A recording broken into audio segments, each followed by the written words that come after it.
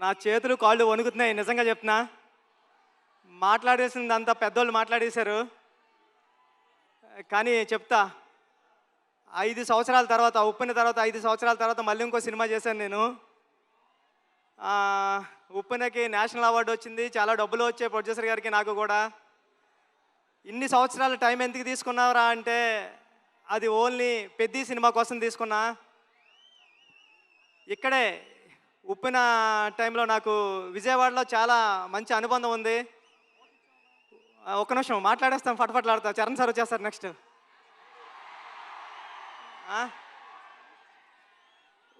ఉప్పెన నేను ఇక్కడే నాగార్జున యూనివర్సిటీ దగ్గర సైకిల్ తొక్కుంటా రాసుకున్నాను స్టోరీ. నేను ఫాదర్ అవుతున్నానని డాక్టర్ గారు చెప్పింది కూడా విజయవాడలోనే. ఆ దుర్గామాత బ్లెస్సింగ్స్ నాకు ఎప్పుడూ ఉంటాయని కోరుకుంటున్నాను. చరణ్ సార్, నేను ఉప్పెన అయిపోయిన తర్వాత ఎవరితో సినిమా చేయాలని టెన్షన్లో తిరుగుతూ ఉంటే నన్ను మీ దగ్గరికి తీసుకొచ్చారు మా గురువుగారు సుకుమార్ గారు. థ్యాంక్ యూ సుక్కు సార్, నన్ను చరణ్ సార్ దగ్గర కూర్చోబెట్టినందుకు తీసుకెళ్ళి. అంటే నాకు ఉప్పెన మెగాస్టార్ చిరంజీవి గారు ఇస్తే పెద్ది రామ్ చరణ్ గారు ఇచ్చారు. నేను చరణ్ సార్కి స్టోరీ చెప్పాను, దేవుణ్ణి మొక్కుని వెళ్ళాను.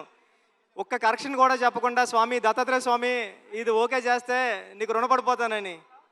చరణ్ సార్ ఒక్క కరెక్షన్ కూడా చెప్పలేదు. పెద్ది అంటే ఒక కమర్షియల్ ఫిల్మ్లా కనిపిస్తుంది మీకు, కానీ ఇది కమర్షియల్ ఫిల్మ్ కాదు. చాలా కమర్షియల్ ఫిల్మ్గా ఉంటూ ఒక ఎమోషనల్ డ్రామా ఇది. ఒక ఆటగాడి జర్నీ. అంటే ఆట అంటే ఇన్నాళ్ళు ఆట అంటే ఆగతాయితనంగా ఉంటుంది, కానీ ఆట ఏం తీసుకొస్తుంది ఒక మనిషికి? తన ఐడెంటిటీ తీసుకొస్తుంది, తన గౌరవం తీసుకొస్తుంది, తన చుట్టూ ఉన్న మనుషుల్ని కూడా మారుస్తుంది అని చెప్పే కథ పెద్ది.